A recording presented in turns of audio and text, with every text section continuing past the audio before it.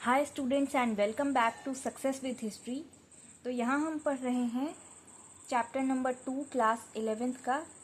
तो आज हम शुरू करने वाले हैं ये चैप्टर जिसका नाम है फंडामेंटल कॉन्सेप्ट्स। तो इस चैप्टर में हम सबसे पहले जो टॉपिक पढ़ेंगे वो है स्टेट।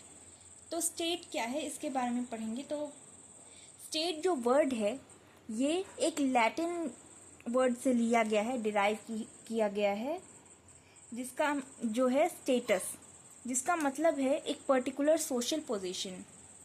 तो स्टेट एक पॉलिटिकल इंस्टीट्यूशन और ऑर्गेनाइजेशन है जहाँ पर एक कम्युनिटी ऑफ पर्सन्स को, एक लार्ज कम्युनिटी में रहने वाले लोगों को, जो कि एक डेफिनेट टेरिटरी में रहते हैं, एक डिफाइंड टेरिटरी में रहते हैं, उन पर सॉवरेन पावर एक्सरसाइज की जाती है थ्रू अ ऑर्गेनाइज्ड गवर्नमेंट।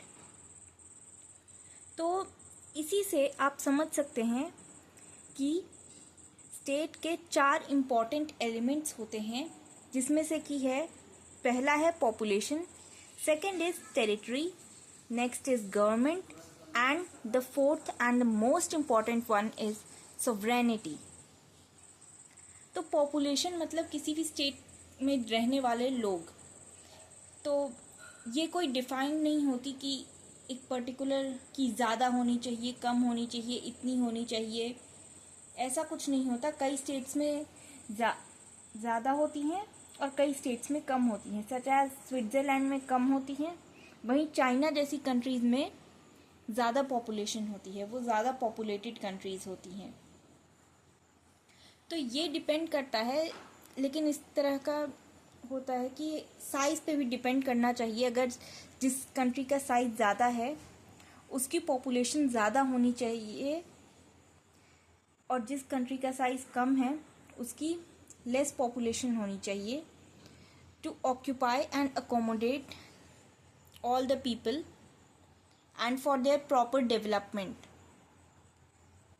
तो ये कई फैक्टर्स पे डिपेंड करता है। साइज़ पे डिपेंड करता है, एक्सपेक्टेड स्टैंडर्ड ऑफ लिविंग पे डिपेंड करता है, जो रिसोर्सेज अवेलेबल हैं उस पर्टिकुलर स्टेट में, इस पर भी काफ़ी ज़्यादा इफ़ेक्ट पड़ता है।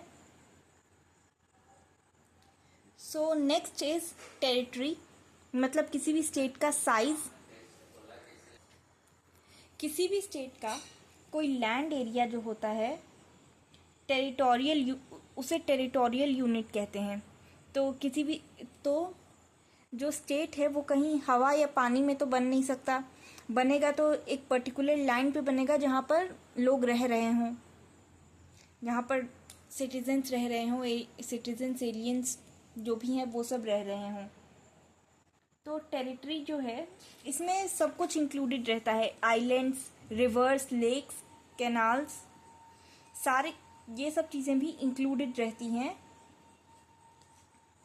और ये भी कोई डिफाइंड साइज़ नहीं होता, हर कंट्री का अपना अलग अलग साइज़ होता है।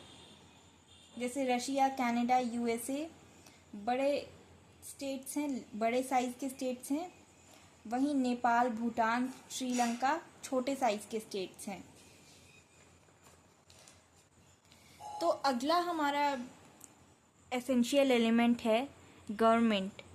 तो गवर्नमेंट ही सोवरेन पावर एक्सरसाइज करती है, जुडिशरी, लेजिस्लेचर और एग्जीक्यूटिव के थ्रू रूल्स फॉर्मुलेट और एक्सरसाइज करती है, पावर एक्सरसाइज करती है अपने इन 3 ऑर्गन्स के थ्रू।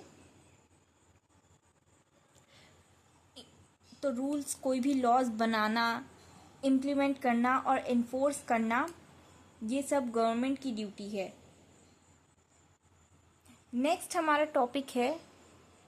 हमारा जो एलिमेंट है एसेंशियल, वो है सोवरेनिटी। तो सोवरेनिटी जो है वो इन चारों में सबसे ज़्यादा एक्सक्लूसिव है, क्योंकि बाकी स्टेट के अलावा जो स्टेट के एक पर्टिकुलर स्टेट के अंदर जो और छोटे ऑर्गेनाइजेशंस होते हैं उनके पास ये तीनों एलिमेंट्स तो हो सकते हैं, पिछले 3 एलिमेंट्स हो सकते हैं, पॉपुलेशन भी हो सकती है, गवर्नमेंट भी हो सकती है और टेरिटरी भी हो सकती है, बट सोवरेनिटी सिर्फ स्टेट के पास हो सकती है। इसे हम एक एग्जाम्पल से समझ सकते हैं।